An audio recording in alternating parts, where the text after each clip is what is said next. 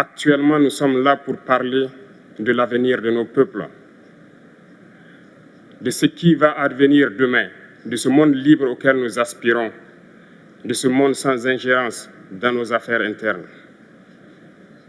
Nous avons les mêmes perspectives et je souhaite que ce sommet soit l'occasion donc de pouvoir tisser de très bonnes relations en vue d'un meilleur avenir de nos peuples.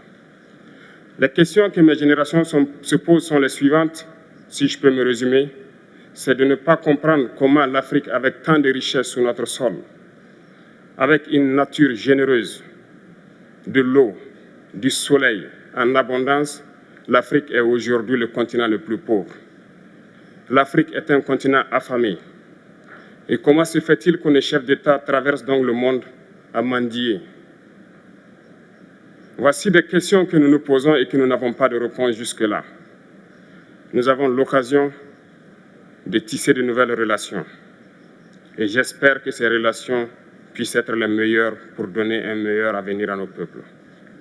Pour ce qui concerne le Burkina Faso, aujourd'hui, nous sommes confrontés depuis plus de 8 ans à la forme de manifestation la plus barbare, la plus violente du néocolonialisme, de l'impérialisme.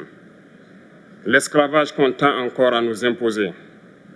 Nos dévanciers nous ont bien appris une chose.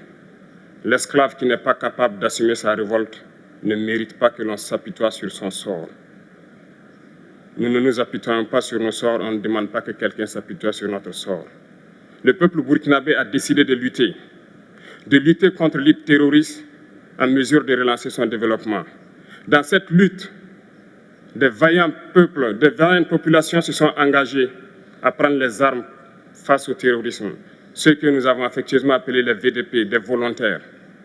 Nous sommes surpris de voir les impérialistes traiter ces VDP de milices et de tout type.